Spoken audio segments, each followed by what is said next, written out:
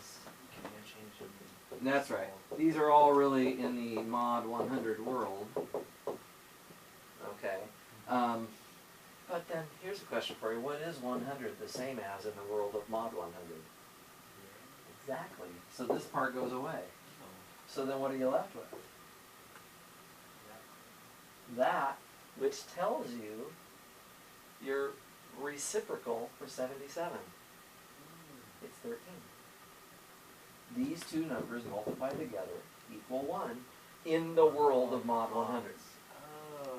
So when I'm trying to solve this for x, I'm not going to divide by 77. Rather, I'm going to multiply both sides by 13. And when I do it on the left side, 77 times 13 just becomes a 1. And when I do it on the right side, I have to multiply both sides by the same thing. So on the right side, I multiply by 13, and I get 130, which, of course, in the world of mod 100, I might prefer to just reduce to 30. So there's my answer. So x is the same as 30.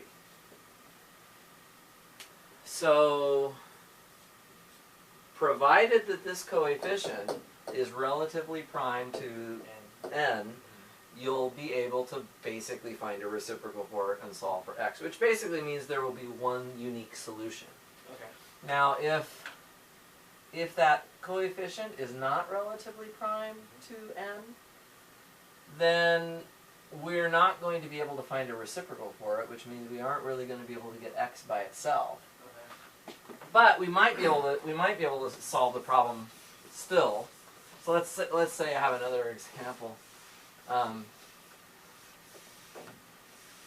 So if I gave you something like 4x is congruent to 6 mod 10, Okay. and I want to solve that for x, well, I can't solve that. I can't find an inverse for 4 in the world of mod 10, Right. because 4 is not relatively prime to 10. So the process we did on the last example isn't going to work here. Okay. But what you can do, divide everything through by 2. And that includes the mod. Remember, we showed an example earlier that the equivalence of two congruence classes does not respect division necessarily, so you have to actually divide it through. But now, you've replaced this one with this one, and 2 and 5 are relative. Now you can go back and do that process. Yeah. But Oh, no. the answer that you get, let's see if I can come up. I think I can just eyeball it and tell you that this is a correct answer here. Okay. Because 2 times 4 is 8, and 8 is the same as 3 in the world of mod 5. Okay? But here's the key thing here. This is x is congruent to 4 mod 5. But I want to come up with an answer in the world of mod 10. So I have to realize that in the world, so what kind of numbers are we talking about here? We're talking about 4 and 9 and 14 and 19 and da-da-da-da-da-da, -1, -6, -11, and so on. That's the congruence class we're talking about. But in the world of mod 10, so the answer to this problem would be x is congruent to 4 or 9 mod 10. And that's and we can see it here, Yeah. right? All of these numbers work. The problem is your answer was a mod 5 answer. But in the world of mod 10, both 4 and 9 would be, I mean, in the world of mod 5, they're the same. Right. Okay. But our question was asking us to solve the problem in mod 10. And in mod 10, they are not the same, so we should give both answers. Okay. And they both work. You know, you can just check it out. If you put in x equals 4 here, you'll get 16. That is congruent to 6 mod 10. But so is 4 times 9, which is 36. That's also congruent to 6 mod 10. Because you subtract 36 minus 6, you get a multiple of 10. Okay, so that is that. All right. Remind me again, in your paper, are you supposed to explain the entire cryptography system? The RSA crypto system, or just the Fermat-theorem part? What was it again that you were supposed to? Well, the literal prompt is proof of Mach's little theorem and how it is used in modern cryptography. How it is used. Okay. Okay. So then, with the notes. We'll have to go back to those notes from my number theory class. Yeah. Okay.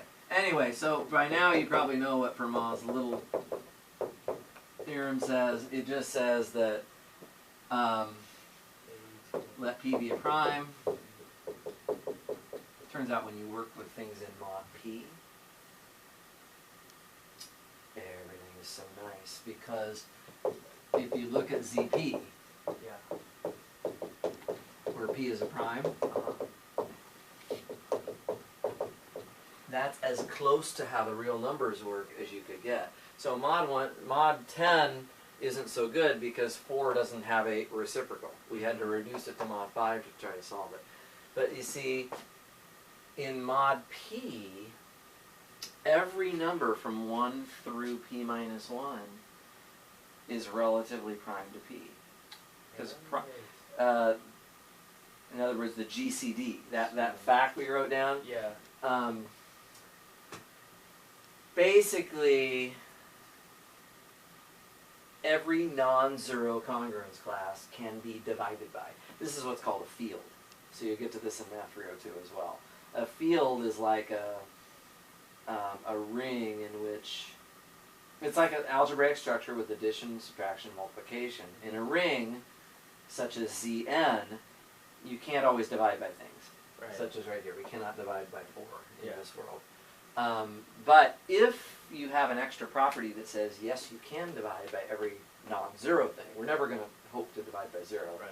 But if we get to a position to be able to divide by every possible non-zero number, then we have something that's just like the real numbers. Right.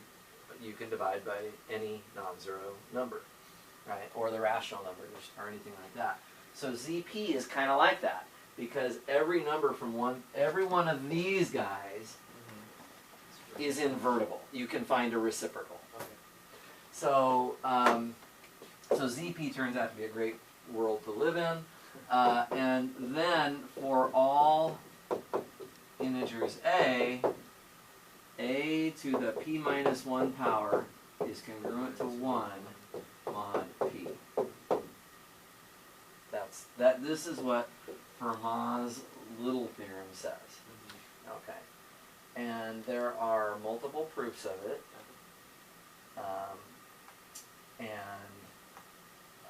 Also, by the way, so also you can take this congruence, I should probably say this as well. You can multiply a congruence through by something. Okay. And when you do that, you don't have to multiply this mod. You can, but you don't have to. Okay. So this is another. Oh. So I need to be. I made a mistake here. For all a and z, where a is not congruent to 0 mod p, then I can say this. Obviously, if a is equal to 0, this doesn't work. This is 0 equals 1, which doesn't work. So a cannot be 0 modulo p. That's just another way of saying that p cannot divide a. A should not be a multiple of p. If a is a multiple of p, then this doesn't work. Because if a is a multiple of p, then in the world of mod p, it's like 0. And 0 isn't going to equal 1. So some people don't like that. They find it annoying that they have to have this exception. So they'll state the theorem this way instead. Because this way, this one is true actually. This is truly for all integers a. Because here what you've basically done is you've said, well, if a is equal to 0, then 0 equals 0, and that's fine. Yeah. Okay. So that's what Fermat's little theorem says. So are you understanding basic mod arithmetic? Yeah. So I think I'm going to leave it at that. I'm not going to talk about the proof right now because it is 4:30. Yeah. And you should probably think about it a little bit and look at the notes, and then you can ask me again. Okay. Okay? Yeah. Thanks so much. Yeah, no worries.